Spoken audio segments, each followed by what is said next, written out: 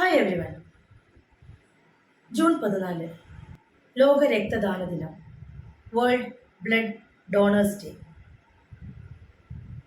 ഏതെല്ലാമാണ് വിവിധതരം രക്തഗ്രൂപ്പുകൾ?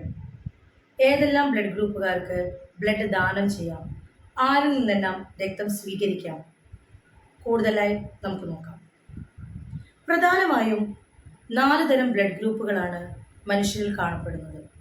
Blood group A, blood group B, blood group A B, blood group O. ഈ 4 blood ഗ്രൂപ്പുകളും ചേർന്നിട്ടുള്ള ഒരു സിസ്റ്റത്തിനെയാണ് നമ്മൾ ABO ബ്ലഡ് ഗ്രൂപ്പ് സിസ്റ്റം എന്ന് പറയുന്നത്. ABO ബ്ലഡ് ഗ്രൂപ്പ് സിസ്റ്റം അനുസരിച്ച്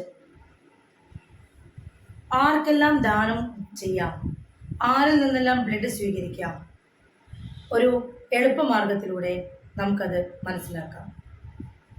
blood group A, blood group B, blood group O, blood group A B. ഇവിടെ 4 blood ഗ്രൂപ്പുകൾ നമുക്ക് കാണാം. ഇതിൽ ഒ ബ്ലഡ് ഗ്രൂപ്പിന് ഒരു ഒ ബ്ലഡ് ഗ്രൂപ്പുള്ള വ്യക്തിക്ക് ആർക്കെല്ലാം രക്തം കൊടുക്കാൻ പറ്റും? ഒ ബ്ലഡ് ഗ്രൂപ്പുള്ള വ്യക്തിക്ക് ഒ ബ്ലഡ് ഗ്രൂപ്പുള്ള മറ്റൊരു വ്യക്തിക്ക് രക്തം ദാനം ചെയ്യാവുന്നതാണ്. ഒ ബ്ലഡ് ഗ്രൂപ്പുള്ള വ്യക്തിക്ക് ബി ബ്ലഡ് ഗ്രൂപ്പുള്ള മറ്റു വ്യക്തിക്ക് രക്തം ദാനം ചെയ്യാം.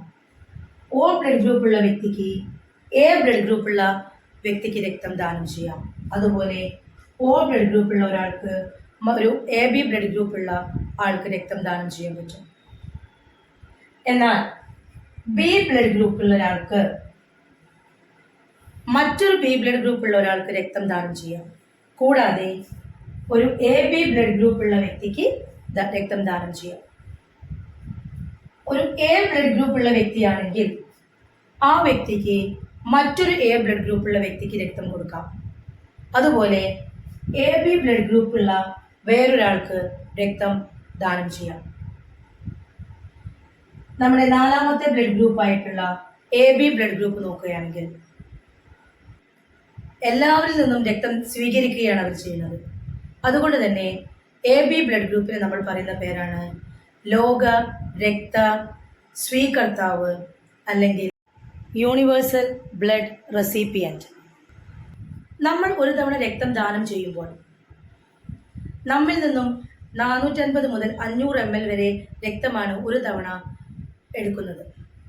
എന്നാൽ ആ ഒരു 450 മുതൽ 500 വരെയുള്ള മില്ലി ലിറ്റർ രക്തത്തിൽ നിന്നും നമ്മൾ രക്ഷിക്കുന്നത് 3 വിലപ്പെട്ട ജീവനുകളാണ്. ഒരുപക്ഷെ നമ്മൾ ബ്ലഡ് കൊടുക്കുന്ന അതേ സമയം ആ രക്തം ഉപയോഗിച്ചേക്കാം. ചിലപ്പോൾ അവ ബ്ലഡ് ബാങ്കുകളിൽ സൂക്ഷിച്ച് എപ്പോഴാണോ ആവശ്യം വരുന്നത് ആ സമയങ്ങളിൽ അവിടുന്ന് വേണ്ട ആളുകളിലേക്ക് എത്തിച്ചു കൊടുക്കുന്നു. രക്തം ദാനം ചെയ്യാൻ ആഗ്രഹിക്കുന്ന ഒരു വ്യക്തിയാണോ എങ്കിൽ നിങ്ങളുടെ അടുത്തുള്ള ബ്ലഡ് ബാങ്കുമായി ബന്ധപ്പെടുക. രക്തം ദാനം ചെയ്യൂ, ജീവൻ രക്ഷിക്കൂ.